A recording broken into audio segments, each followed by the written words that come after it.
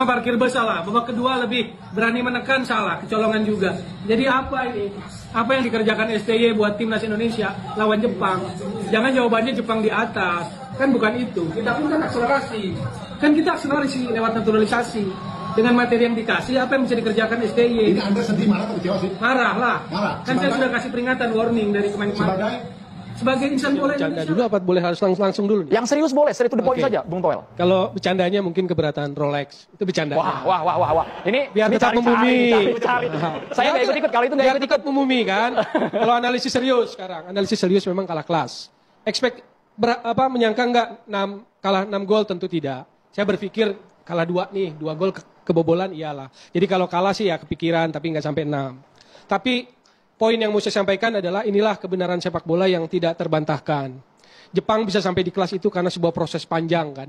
Proses panjang yang bisa mereka lalui gitu loh. Jadi kalau bahasa sederhananya gini, kalau kita berhitung, dia itu berhitung dari 1, 2, 3, 4, 5, 6, 7, 8, 9. Katakanlah kita kasih angka 9 hari ini. Dia jalani itu proses 1, 2, 3, 4, 5, 6. Kalau kita dengan akselerasi yang dilakukan lewat timnas kita kan langsung ngitungnya 6, 7 gitu loh. Mudah-mudahan paham dengan analogi sederhana ini. Artinya apa? Itulah balik lagi kebenaran sepak bola tidak terbantahkan. Kak, parahan siapa, Patrick apa Sintayong? Patrick sih. Rotasi pemainnya salah. Bro, parahan Sintayong apa Patrick? Patrick Banglet. Kak, timnas kan kalah nih. Patrick apa Sintayong? Patrick sih 6-0 cuy, gak ada otak. Tadi malam Patrick bang. Patrick 6-0 anjir, itu skor apa kontok? Dulu waktu zaman STY kita masih sempat memberikan yang namanya shock terapi ke pemain Jepang. Biar nggak sosok mantap kali orang itu adalah serangan-serangannya. Yang dari Orat Mangun lah, yang kemarin Rafael Strike nggak nyampe lah umpan Kevin Dix, ya kan? Setidaknya kita punya semacam serangan yang berbahaya, biar Jepang itu nggak songong kali gitu menguasai jalan pertandingan. Bahkan waktu di Piala Asia ya, yang notabene pemainnya nggak selengkap sekarang, itu kita masih bisa cetak gol loh. Ya walaupun sekali lagi, ya kan, dengan segala respek, melalui lempar lembing daripada Arhan yang selama ini selalu dikata-katain, yang selalu dibully-bully. Ternyata itu masih tetap lebih efektif, kita bisa mencetak gol melalui Sandy Walsh. Ya kan, ke gawang Jepang. Bahkan saat itu Jepang menurunkan full squad loh. Squad inti mereka turunkan, tapi kita masih bisa kebobolan cuma 3, dan satu pun kebobolannya itu gol bunuh diri, dan itu majority itu pemain-pemain yang apa bisa kita bilang ya, tidak seperti sekarang ini yang dihuni pemain-pemain bintang. Nah guys, setelah kalah 6-0 dari Jepang, pria ini bandingkan zaman kepemimpinan pelatih timnas Indonesia ini Sintayong dan Patrick Kluivert pelatih timnas Indonesia saat ini. Dimana pada saat dilatih Sintayong di Piala Asia kemarin, timnas Indonesia banyak memberikan serangan kepada timnas Jepang, bahkan bisa mencetak 1 gol. Sedangkan di bawah asuhan Patrick Kluivert, shoot ke gawang saja tidak ada, jangankan on target.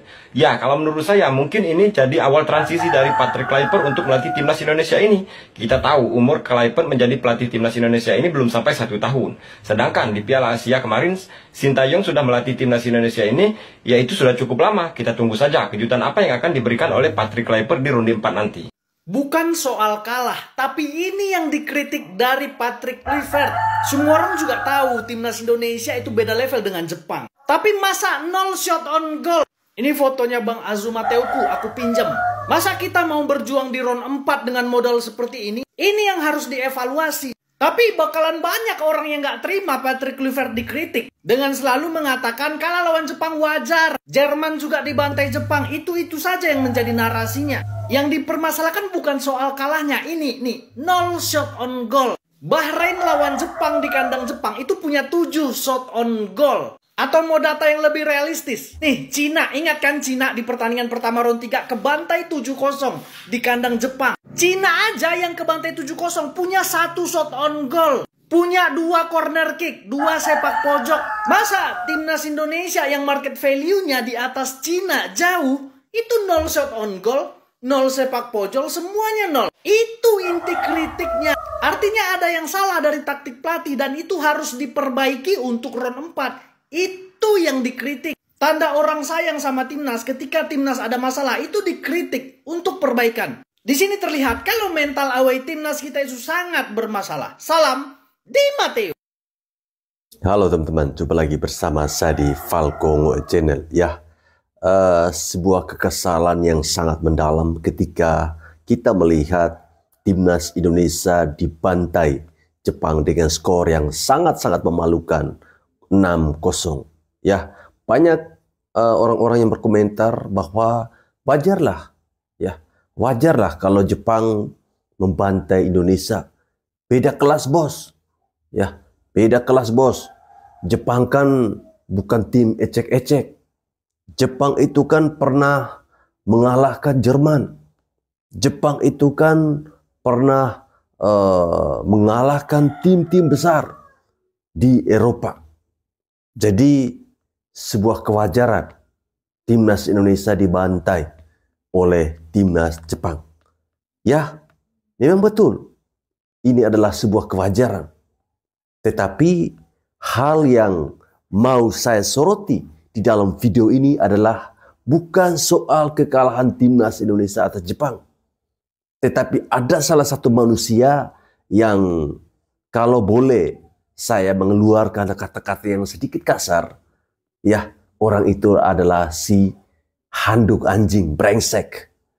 Manusia yang satu ini, ya, boleh saya katakan dia ini adalah manusia yang pling-plang. Manusia yang kuat cari muka dengan apa? PSSI. Manusia yang berhasil menghancurkan sepak bola Indonesia. Kenapa? Dia berhasil membuat PSSI memecat Coach Sintayong. Ketika ada seseorang pengamat sepak bola, sebut saja si Justin. Bukan Justin Hapner ya. Ya, teman-teman tentu tahulah. Dia katakan bahwa Patrick Kluivert ini kan masih berproses. Ya, jadi janganlah kita banyak protes. Karena dia ini kan belum lama melatih timnas Indonesia. Weh, brengsek. Kalau Anda mau itu, semuanya itu butuh proses. Kenapa Coach Sintayong harus dipecat? Kalau mau proses. Coach Sintayong sudah melakukan proses yang sangat-sangat panjang. Dan permainannya itu sangat-sangat kita nikmati. Kalah ataupun menang, kita sangat menikmati permainan sepak bola di eranya Coach Sintayong. Dan itu fakta. Ya, dan itu fakta. Dan hal yang sangat memalukan ketika timnas Indonesia kalah atas Jepang, tidak ada satupun shot on target. Ya, tendangan ke gawang pun kita sangat susah. Corner kick juga tidak ada. Lalu salahnya di mana? Padahal ketika timnas kita dibantai oleh Jepang 6-0, ya, mereka Jepang itu memakai pemain lapis kedua. Timnas kita pemain apa? Pemain inti semua. Ya, pemain inti semua. Alasan apa lagi yang harus kita buat? Tidak adanya shot on target. Tidak adanya corner kick. Ya.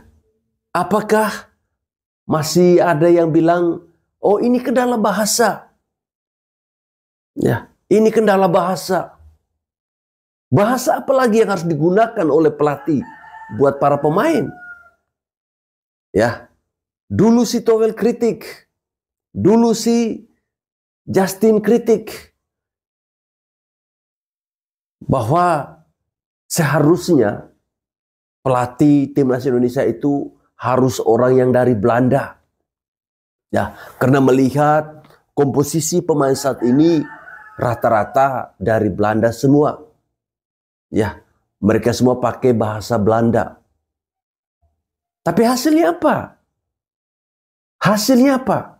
Dibantai sama Jepang tanpa adanya shot on target, tanpa adanya corner kick. Ini bagi saya merupakan sebuah hal yang memalukan. Ya, saya tidak peduli Anda mau bilang saya ini face Indonesia yang FOMO. Saya dari dulu sebelum STY melatih timnas Indonesia, mau Indonesia kalah atau mau Indonesia menang, saya tetap nonton timnas. Ya, ya ini merupakan sebuah kekesalan pribadi saya kepada para pengamat sepak bola yang ketika Coach Sintayong masih melatih timnas Indonesia, mereka sangat benci sekali dengan Coach Sintayong. Ya, mereka benci dengan STY, bukan benci dengan para pemain, bukan benci dengan program naturalisasi. Tadi si Towel brengsek sampaikan bahwa ya kalau Jepang dalam perhitungan mereka itu mulai dari 1, 2, 3, 4, 5, 6, 7 sampai berapalah. Tapi kalau kita Indonesia langsung mulai dari 6, 7 tanpa mulai dari 1. Ya, artinya memang itu sebuah kenyataan.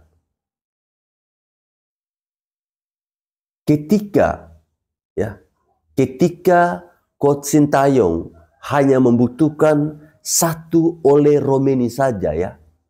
1 Ole Romeni saja. Karena itu merupakan sebuah atau salah satu kepingan yang belum terisi. Tapi PSSI keburu memecat Coach Sintayong. PSSI memecat 1 orang Sintayong, ya, lalu menggantikan dengan Patrick Kluivert, sama ada 3 pelatih ya. Betapa hebatnya seorang Coach Sintayong, betapa hebatnya satu Sintayong harus diganti dengan 3 orang. Padahal yang dibutuhkan timnas ini bukan 3 orang, tetapi cuma 1 oleh Romeni. Ya, dan itu bisa kita buktikan bahwa selama ini ketika Patrick Kluivert memegang timnas Indonesia, kebanyakan gol itu diciptakan oleh Romeni kok. Dan itu fakta. Ya, dan itu fakta. Saya jadi menduga bahwa sebuah alasan pemecatan Coach Sintayong dari kursi kepelatihan timnas Indonesia bukan semata-mata bukan semata-mata karena masalah bahasa. Ya, itu omong kosong. Itu omong kosong. Kalau memang masalah bahasa, seharusnya timnas Indonesia di Piala Asia itu tidak sampai di semifinal. Ya, kalau memang masalah bahasa, seharusnya timnas Indonesia tidak sampai ke round 3. Ya, itu kalau masalah bahasa. Tapi sesungguhnya yang bisa saya duga adalah ketika di mana ada isu bahwa Coach Sintayong akan menetap di Indonesia, di situ mereka mulai membuat framing bahwa ini ada masalah di ruang ganti. Ini adalah masalah bahasa.